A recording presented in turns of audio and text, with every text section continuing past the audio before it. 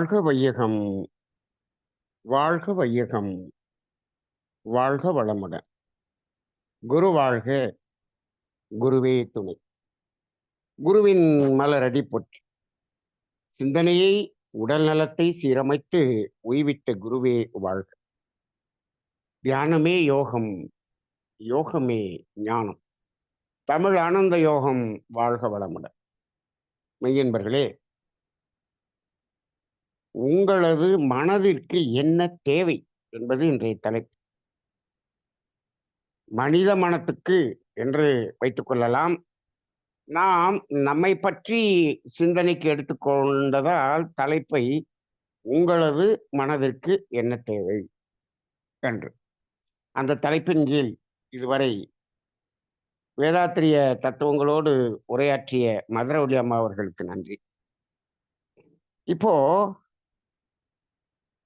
மனித மனதுக்கு என்ன வேண்டும் என்று இந்த தலைப்பை போட்டிருந்தால் அதனுடைய சிந்தனை வேறு விதமாக அமைந்துவிடும்.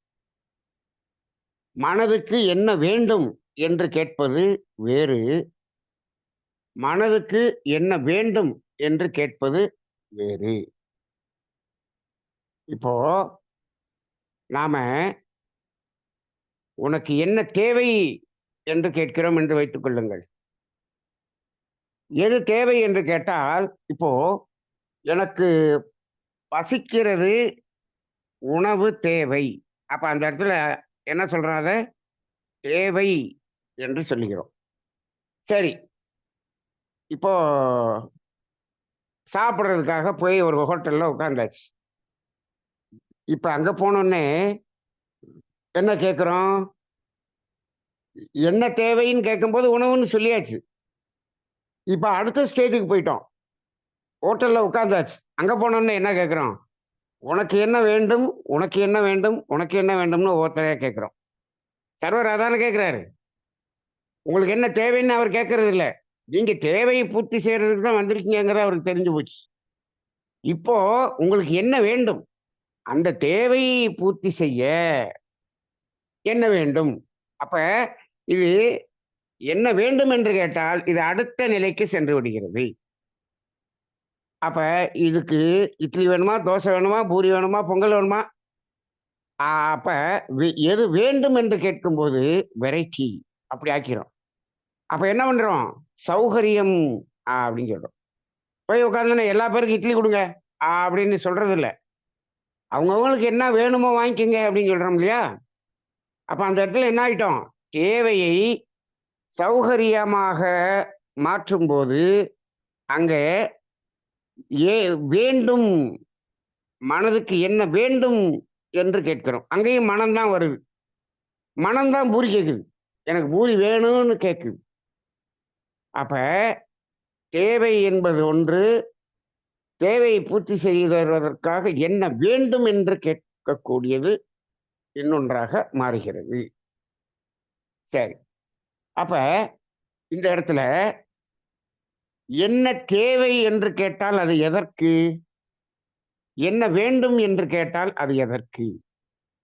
ரெண்டையும் வித்தியாசப்படுத்தி பார்ப்போம்.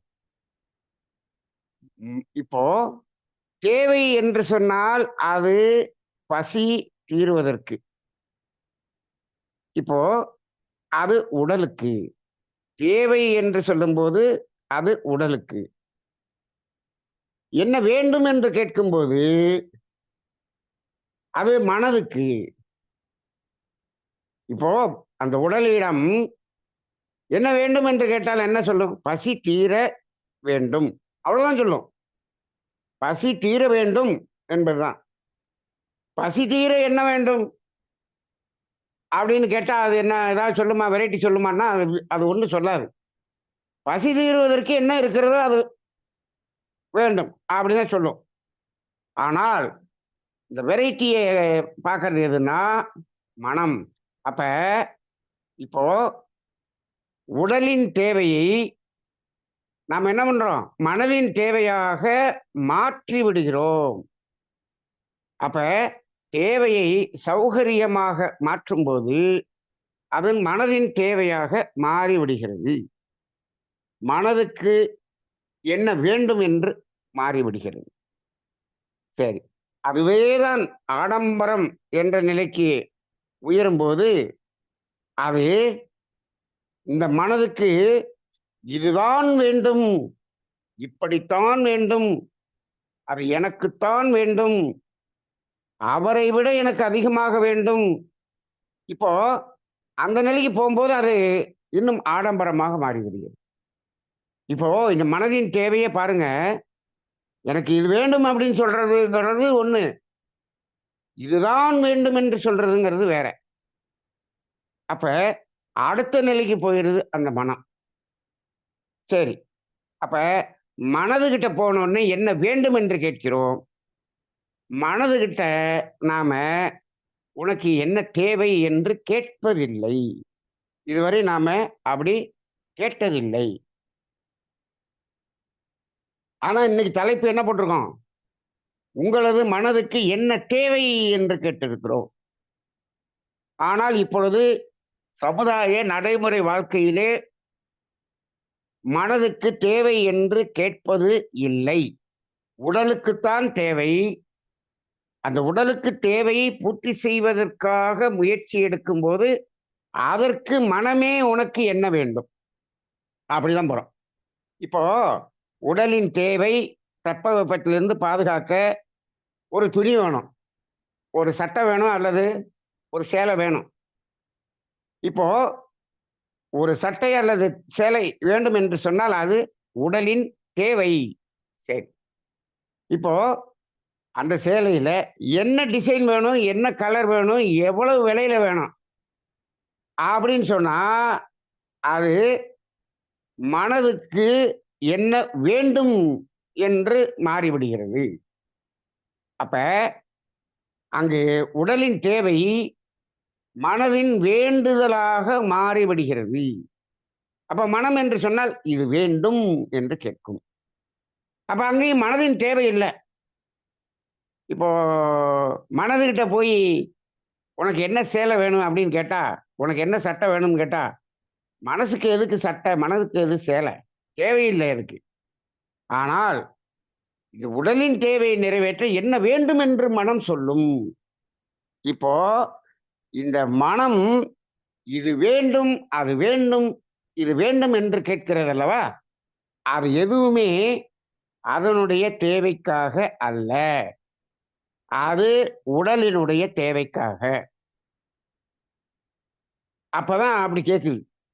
அப்ப இந்த மாதிரி உடலினுடைய தேவை என்பதை இப்படி வேண்டும் என்று கேட்கக்கூடிய நிலை இருக்கிறது அல்லவா? இந்த மனம் அப்படி கேட்குது இல்லையா? அதுக்கு பேரு தான் மாயை அல்லது மயக்கம் என்று சொல்லுகிறோம். அது பேர் தான் மாயை. இப்போ இது ஏன் அப்படி கேட்குது? இந்த மனம் ஏன் இது வேண்டும் என்று கேட்கிறது? அப்படின்னு பார்த்தோம் அப்படின்னு சொன்னோம்னா, அது எதனால கேட்குது? அது இந்த உடல் இந்த உடலினுடைய தேவை என்பது ஒன்று. அதுக்கு என்ன உணவு கொடுத்தாலும் அது ஏற்றுக்கொள்ளும். எந்த உடை கொடுத்தாலும், எந்த கலர்ல கொடுத்தாலும் அது ஏற்றுக்கொள்ளும். அந்த உடம்பு வேண்டாம் என்று சொல்லாது. எனக்கு ப்ளூ கலர் தான் வேணும் அப்படின்னு சொல்றீங்க. அங்கே அங்க ஆரஞ்சு கலர் எடுத்தாச்சு. ஆரஞ்சு கலர கட்டினா சேலை வந்து உடம்புல நிக்காதான்னு கேட்டா நிக்கும். அப்போ உடம்பு ஏற்றுக்கொள்ளும். ஆனால் இந்த மனம் தான் என்ன ஆகுது? இதுதான் வேண்டும். இந்த டிசைன் தான் வேண்டும். இந்த கலர் தான் வேண்டும் என்று கேட்கிறது. அது ஏன் கேட்கிறது? மயக்கம் என்று சொல்லிவிட்டோம். அது மயக்கத்தின் அடிப்படையில் தான் அது கேட்கிறது அப்படின்னு சொல்லிட்டோம். இந்த மயக்கத்துக்கு மனம் மயங்குகிறதே, மனதின் மயக்கம், மாயை என்று சொல்றோமே, இதற்கு மூல காரணம் என்ன? ஏன் மனதுக்கு இந்த மயக்கம் வருகிறது என்பதற்கான அடிப்படை காரணம் என்ன? நல்லா சிந்திச்சு பார்க்கணும். இதற்கான மூல காரணம் என்ன? அப்பதான் அந்த மாயையிலிருந்து வெளியே வர முடியும். எதுவாக இருக்க முடியும்? இந்த மனதுக்கு வந்து இப்படி டிசைன் போட்டாதான் நல்லா இருக்கு அப்படின்னு ஏன் அப்படி நினைச்சிச்சு? அப்படி இந்த மனதுக்கு அப்படி வந்ததுக்கான காரணம் என்ன என்று பார்த்தால், நல்லா சிந்திச்சு பாருங்க. இது மனிதர்கள் சிந்திச்சிருக்காங்களோ இல்லையோ தெரியாது. சிந்தித்து பாருங்கள்.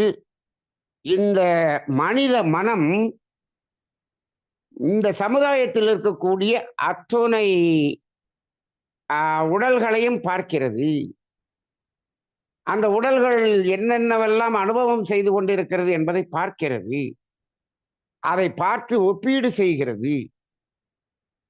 ஒப்பீடு செய்வது மட்டுமல்ல, இவர் இந்த தேவையை நிறைவேற்றுவதற்காக செய்யக்கூடிய அந்த செயல் பிறரால் பார்க்கப்பட வேண்டும் என்ற ஒரு எதிர்பார்ப்பு இந்த மனதிடம் இருக்கிறது. ஏன் பார்க்கப்பட வேண்டும்? பார்த்து அவர்களுடைய பாராட்டு வேண்டும் என்று ஏங்குகிறது. இப்போ நாம நம்ம உடலின் தேவைக்காக இந்த துணி எடுத்தோமா, இந்த சமுதாயத்தின் பார்வைக்காக, சமுதாயத்துக்காக எடுத்தோமா என்று கேட்டால், உண்மையிலேயே உடலின் தேவைக்கு தான் எடுத்தோம். உண்மையிலேயே உடலின் தேவைக்கு தான் எடுத்தோம்னு சொல்றோம். உண்மையிலேயே உடலின் தேவைக்காக ஒரு துணி எடுக்கணும்னா எப்படி எடுத்திருக்கணும் தெரியுமா? ஒரு ஜவுளி கடைக்கு போறோம். உங்கள்ட்ட எவ்வளவு ரூபா இருக்கு? ரூ. 1000 இருக்கு. ரூ. 1000க்கு சேலை எங்க இருக்கு? இந்த 2 செல்ஃபும் ஃபுல்லா ரூ. 1000 தாங்க சேலை.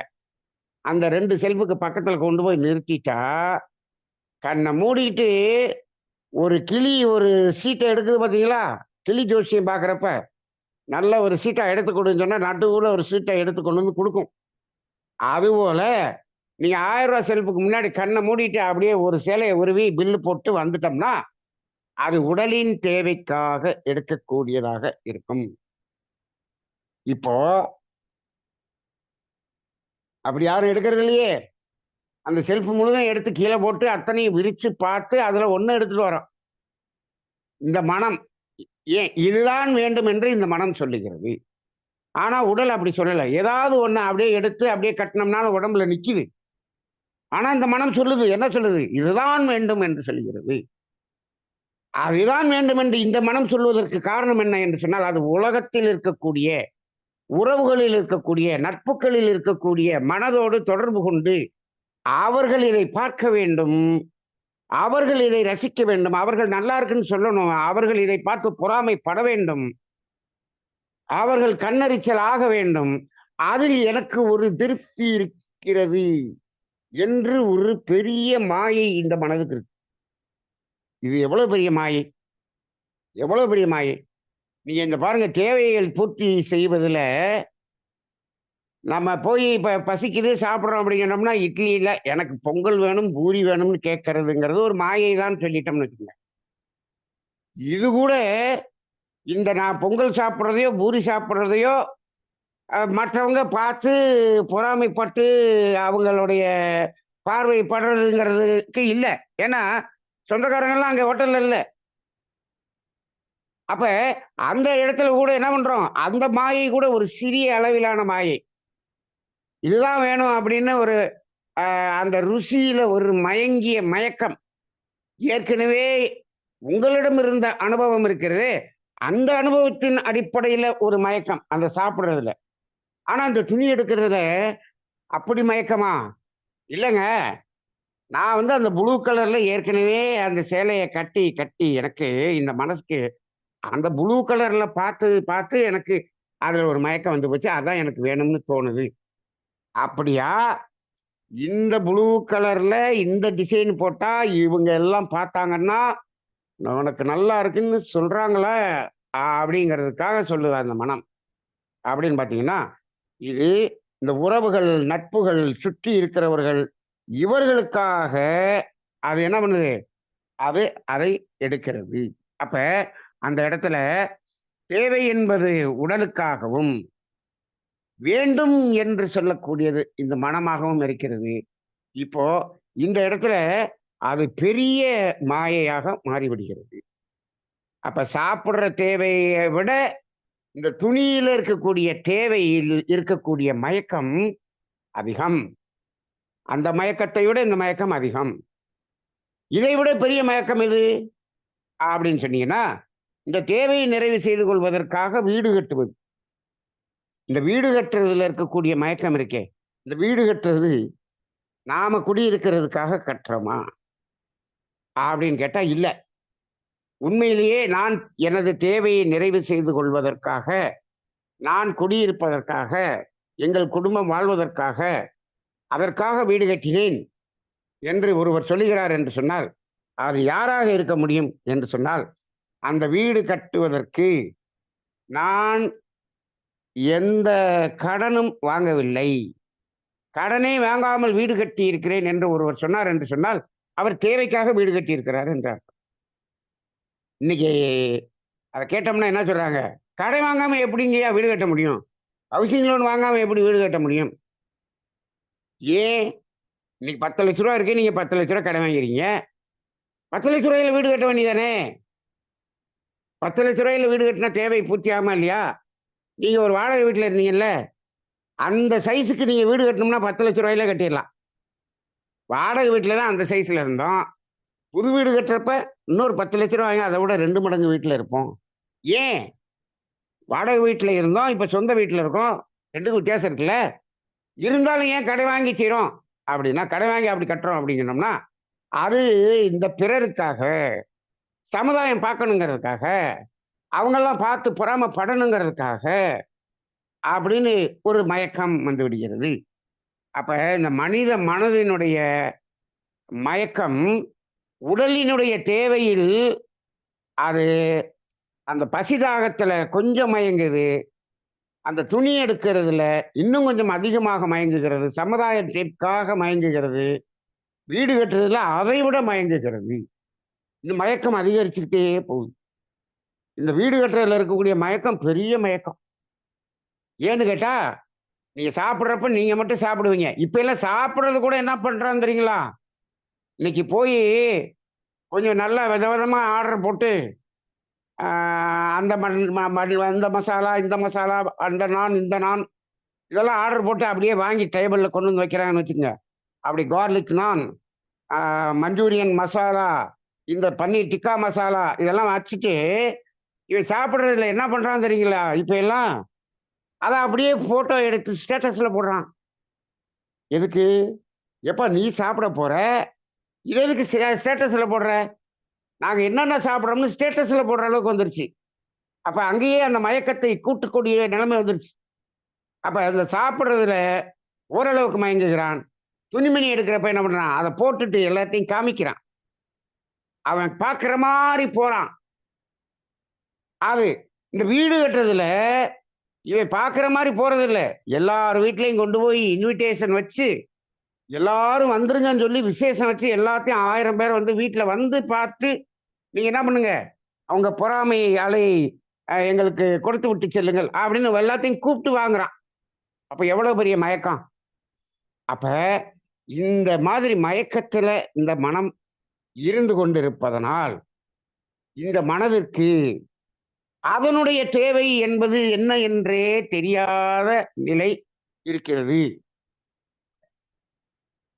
அப்ப இது அதனுடைய தேவையை மறந்து விட்டது. இப்ப நம்ம இங்க தலைப்பு என்ன? உ உனது மனதுக்கு என்ன தேவை என்பதுதான் இன்றைய தலைப்பு. என்ன தேவை என்பதுதான் தலைப்பு. அப்ப என்ன தேவை என்று சொன்னால், அது தேவை என்பதையே இந்த மனம் என்ன பண்ணல? சிந்திக்கவே இல்லை. சிந்திக்கவில்லை என்று சொன்னால், இந்த சுற்றி இருக்கக்கூடிய சமுதாயம் நம்மை சிந்திக்க விடுவதில்லை. ஏங்க நீங்க சிந்திக்க வேண்டியதானங்க. அந்த சமுதாயம் வந்து உங்கள என்ன பண்ணுச்சு? அப்படின்னு கேட்டா, நம்ம உறவினர்கள்ல 4 பேருக்கு வீடு கட்டி கிரகப்பிரவேசத்துக்கு என்னைய கூப்பிட்டு சாப்பாடு போட்டான்ல. நான் அவங்க வீட்ல போய் சாப்பிட்டு வந்துட்டேன்ல. அப்ப என்ன ஆகுது? நானும் வீடு கட்டி அவங்கள எல்லாம் கூப்பிட்டு கிரகப்பிரவேசத்துக்கு கூப்பிடுற வரைக்கும் இந்த மனம் என்ன பண்ணுது? தன்னுடைய தேவையை சிந்திக்கிறதுக்கே நேரம் இல்ல. இது முழுக்க, முழுக்க, முழுக்க மனிதன் அவனுக்காக வாழ்வதில்லை. சமுதாயத்துக்காகவே வாழ்கிறான். சமுதாயத்துக்காக வாழ்வதுதான் மயக்கம். அப்ப காட்டுக்குள்ள இருந்த மனுஷன் எப்படி இருந்தான்? அவன் யாரையும் பார்க்கல. தேவை பூர்த்தியானா சாப்பிட்டான், ஆடுனான், பாடுனான், தூங்குனான். அந்த இன்னைக்கும் மலை ஜாதி மனிதர்கள் எல்லாம் உழைப்பாங்க, தேவையை பூர்த்தி செய்வாங்க. சாயந்தரம் சூரியன் மறையறதுக்குள்ள சாப்பிடுவாங்க. சூரியன் அப்படி மறைஞ்ச உடனே, அப்படியே எல்லாரும் சேர்ந்து ஆடி, பாடி அப்படியே படுத்து தூங்கிடுறாங்க. நிம்மதியான தூக்கம். அவ்வளவுதான். தேவை நிறைவேறிவிட்டால் நிம்மதியான தூக்கம். அப்படி வாழ்கிறார்கள். அவர்களுடைய மனதுக்கு என்ன ஆயிருது? அங்க உடலின் தேவை முடிந்தவுடன் அவர்கள் ஆடி பாடி மனதின் தேவையை நிறைவு செய்து கொண்டு அவர்கள் நிம்மதியாக தூங்கி விடுகிறார்கள். இன்னைக்கு கூட நீங்க பார்க்கலாம். அந்த இந்த ஊட்டிக்கு மேல படுகார் அப்படின்னு சொல்லுவாங்க. அவங்க எல்லாம் சேர்ந்து அப்படியே சுற்றி வட்டமா வந்து ஒரு ஆட்டம் போடுவாங்க. ஒரு ஒரு ஒரு மாரி ஒரு பாட்டு பாடிட்டு ஒரு ஆட்டம் போடுவாங்க. அது பெரிய பெரிய ஆட்டமாவெல்லாம் இருக்காது. அதுல பெரிய டான்ஸ் ஸ்டெப்பெல்லாம் இருக்காது.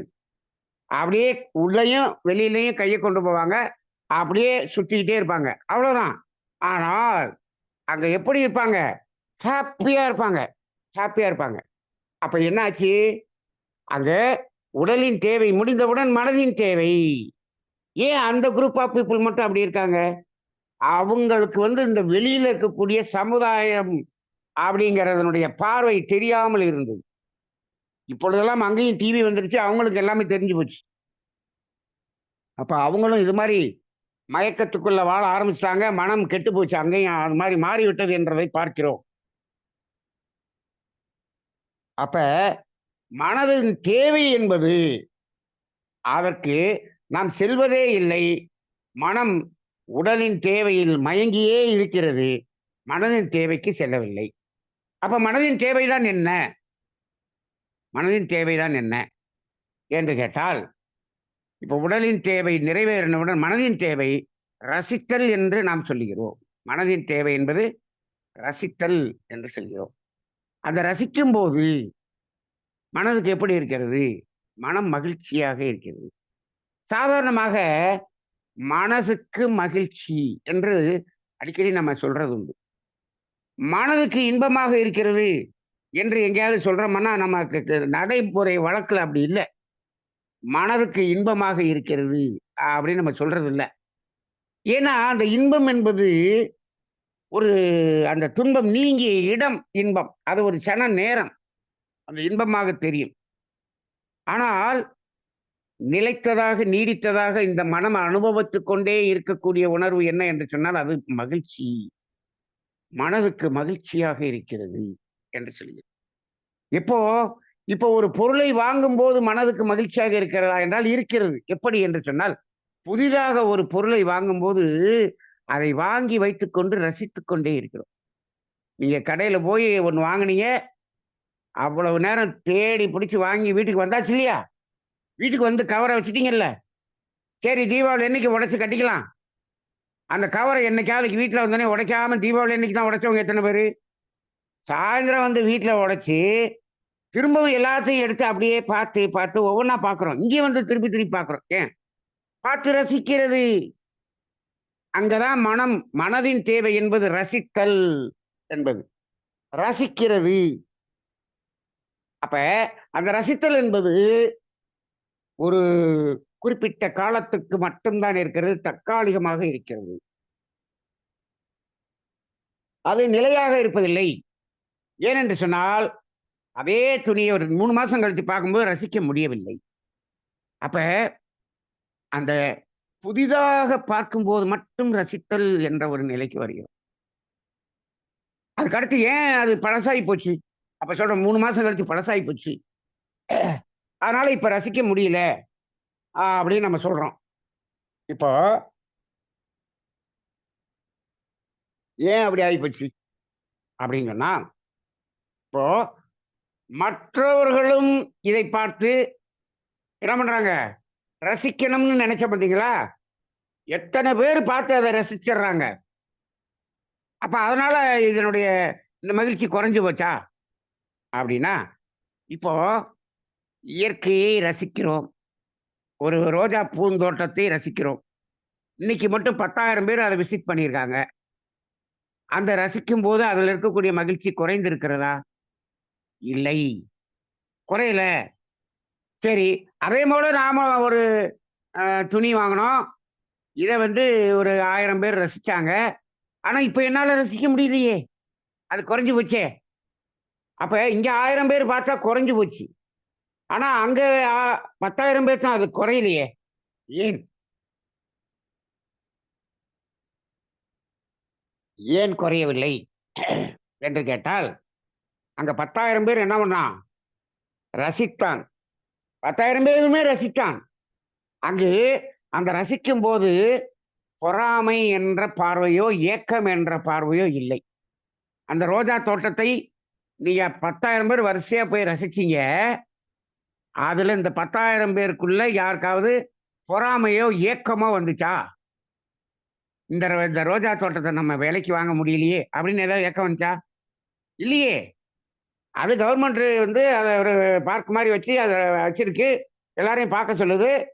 எல்லாரும் பார்க்கிறோம், ரசிக்கிறோம்.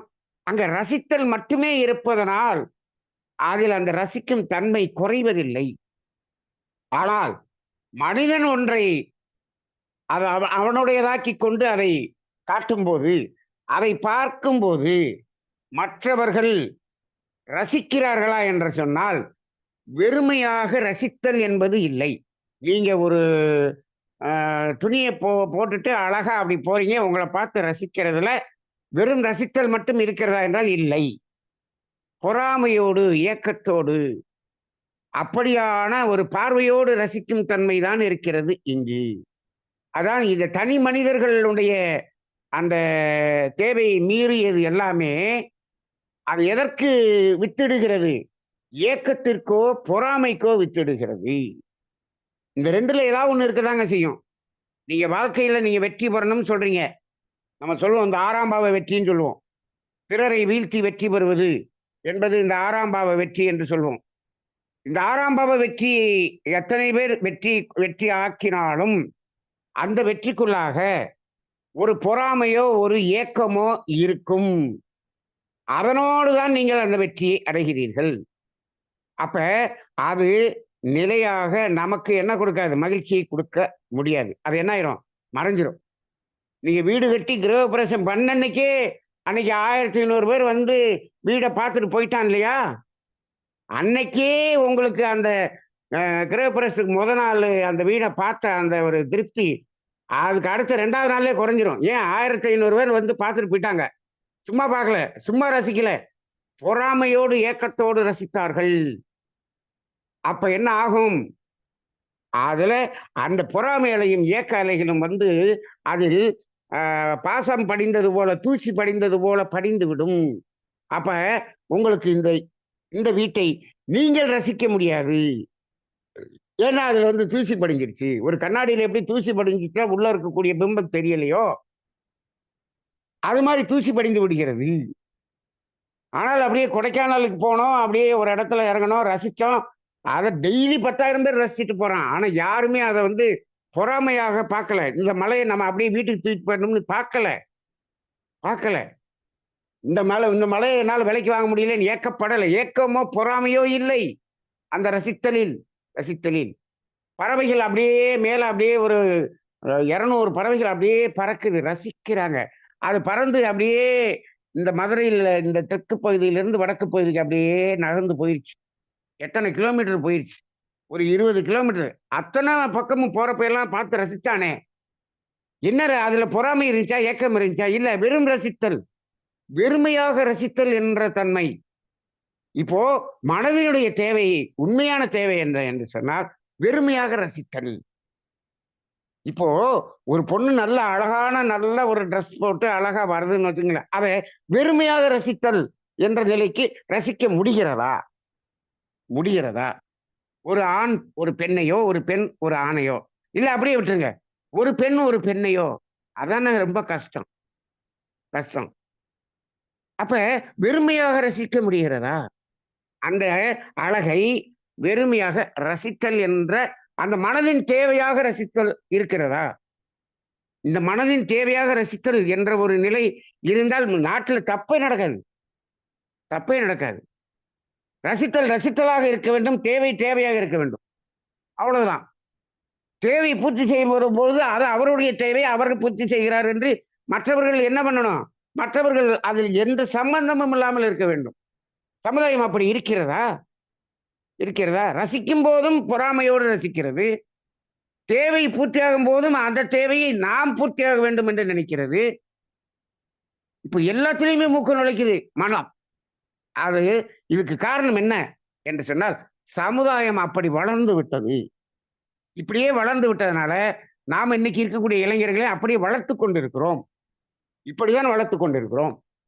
இன்னைக்கு நம்ம நாட்டுல இருக்கக்கூடியவங்க, அதுவும் தமிழ்நாடு, அதுவும் தென் இந்தியாவுல இருக்கக்கூடிய மக்கள் தான் ரொம்ப புத்திசாலிகளாக இருக்கிறார்கள். ரொம்ப அறிவாளிகளாக இருக்கிறார்கள். ரொம்ப சாமர்த்தியசாலிகளாக இருக்கிறார்கள் என்று சொல்லுகிறார்கள். ஆனால் எப்படி சாமர்த்தியசாலிகளா இருக்கிறார்கள்? பிறரை ஏமாற்றி, பிறரை கீழே தள்ளி பணம் ஈட்டுவதற்கு இவர்கள் சாமர்த்தியசாலிகளாக வாழ்ந்து கொண்டிருக்கிறார்கள். அப்படிதான் நம்ம வளர்த்து வச்சிருக்கிறோம். இங்க இருக்கிறவங்கலாம் ரொம்ப அவங்கவங்களுடைய கடமை கரெக்டா செய்யறாங்களா அப்படிங்கிறத அப்படிலாம் இங்க உழைக்கிறதுக்கு யாரும் தயாரா இல்லை. எப்படி உழைக்க இல்லாம யாரையாவது உழைக்க வச்சு எப்படி சம்பாதிக்கிறது? ஏன் என்று சொல்கிறேன் என்று சொன்னால், இன்னைக்கு தமிழ்நாட்டில் உழைப்பதற்கு யாருமே ரெடியாக இல்லை. பாருங்க, உழைக்கக்கூடிய வேலை எல்லாமே வந்து வடநாட்டில் இருக்கவங்க வந்து தான் இங்க செய்து கொண்டு இருக்கிறார்கள். இங்க இருக்கிறவங்க யாரும் உழைக்கிறது ரெடியா இல்லை. அப்ப என்ன ஆயிட்டோம்? நம்ம சாமர்த்தியமாக பிழைக்க கற்றுக்கொண்டோம். இப்படி ஆகிவிட்டது. ஆனால் இதனுடைய விளைவு ஒரு காலத்தில் என்ன ஆகும்? அப்படியே ரிவர்ஸ்ல மாறும். அன்னைக்கு இவன் கஷ்டப்படுவான், இவனுடைய சந்ததி கஷ்டப்படும். அது தெரியறதில்லை. அவனுக்கு கர்மவினை தத்துவம் தெரியறதில்லை. கர்ம யோகம் தெரிவதில்லை. கடமை அறம் தெரிவதில்லை. இதெல்லாம் யாரும் சொல்லிக் கொடுக்கலையே.